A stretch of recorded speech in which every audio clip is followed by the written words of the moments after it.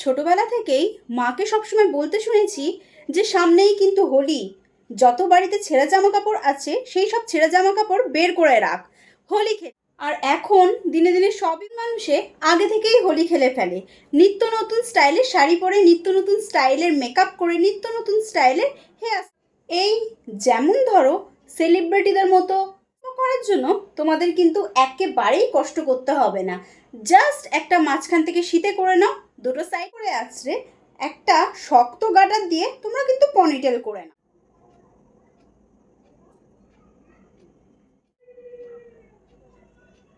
তোমাদের বানটা কমপ্লিট। এরকম একটা ফেক ফুল তোমরা ঠিক এইভাবে ভালো করে লাগিয়ে নাও। সামনে যে গরুর মতন লেজের চুলটা বেরিয়ে যাবে সেটাকে এইভাবে তোমরা টং মেশিন দিয়ে কিন্তু